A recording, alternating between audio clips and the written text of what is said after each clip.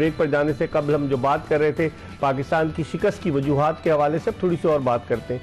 15 विकेटें Pakistani bowlers ने ली Australia की innings में और 26 टेस्ट मैचेस में सिर्फ 2 मरतबा ऐसा हुआ जब पाकिस्तान ने ऑस्ट्रेलिया को दोनों इनिंग्स में आउट किया और 15 में से आप देखें कि 6 और 7 विकेटें खुर्रम जमाल की और 7 विकेटें आमिर जमाल की और 5 विकेटें खुर्रम शहजाद की। तो बाकी क्या कर रहे थे?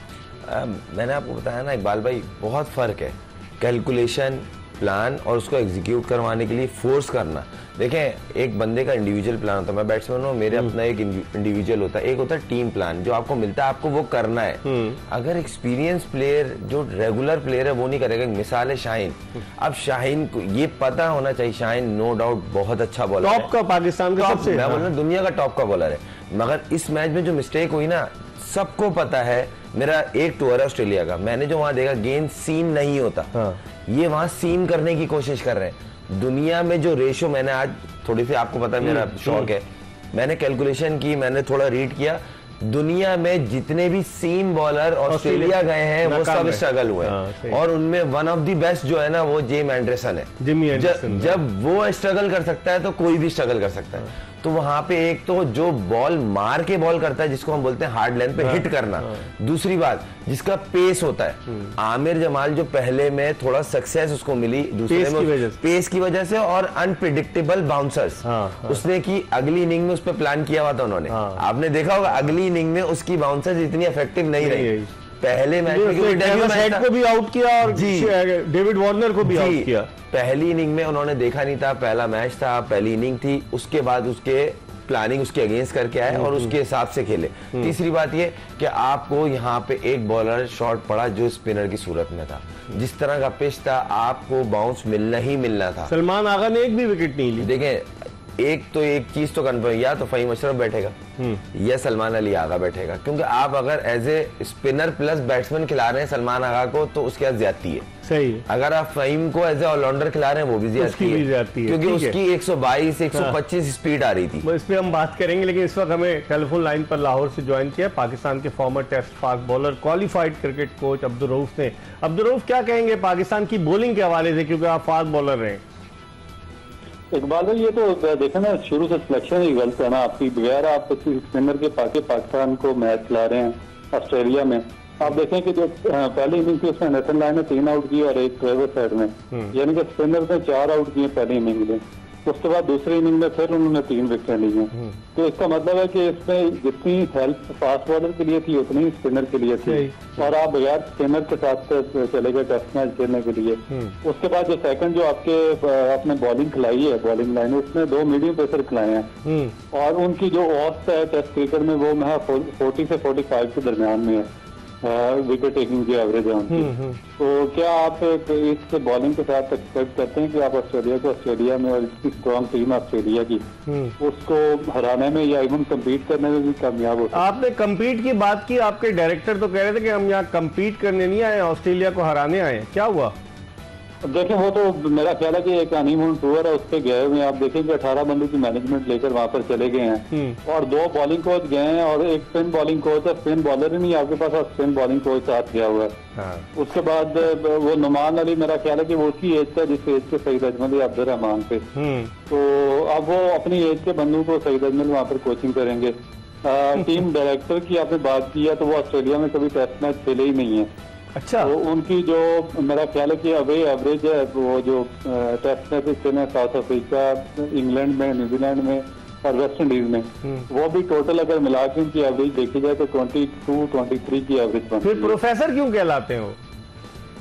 प्रोफेसर यहाँ पे असल में वही है ना कि जो अगर आपने मैट्रिक ना की हो तो आपको जो प्रोफेसर ही। लेकिन अब तो उनकी प्रमोशन हो गई, अब्दुल रऊफ प्रिंसिपल बन गए प्रोफेसर से वो। एक क्रिकेट बोर्ड में किसी की भी है ना, वो क्या कहते हैं, प्रमोशन हो सकती है। अच्छा, चले आखिरी सवाल, वक्त कम है, आपको इंशाल्लाह ताला आपके साथ स्काइप पे करूंगा प्रोग्राम, लेकिन ये बताइए कि चेंजेस देखते हैं मेलबर्न टेस्ट के लिए आप?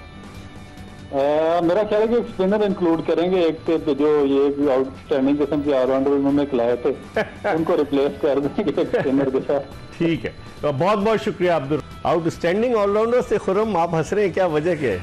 नहीं देखें, वही बात उन्होंने भी कही जो मैं आपसे 2 दिन से कह रहा हूँ। देखें, आप जिनको ऑलराउंडर कह रहे हैं वो ऑलराउंडर नहीं है, बेन स्टोक नहीं है। बेन स्टोक अभी भी 140 पे बॉल करता है। हैरत अंगेज इंकशाफ किया, मुझे नहीं पता कि मोहम्मद हफीज ऑस्ट्रेलिया में टेस्ट मैच ही नहीं खेलेगा। अब इससे अंदाजा लगाए ना, ये बात सच है। मेरे साथ टूर पे थे वो, मेरे साथ उस टूर में भी इन्होंने एक भी मैच नहीं खेला था। टूर पे गए? जी जी, मेरे साथ जो टूर गया था उस पे भी उन्होंने 2010 की बात कर रहे हैं? जी जी, उसमें भी इन्होंने एक भी मैच नहीं खेला था। अच्छा। क्योंकि देखें, टेस्ट मैच में इनकी जगह ही नहीं बनती थी, सीधी सी बात है, कोई क्रिटिसाइज नहीं है, जो स्टैट्स थे वो उस पर बात हो रही।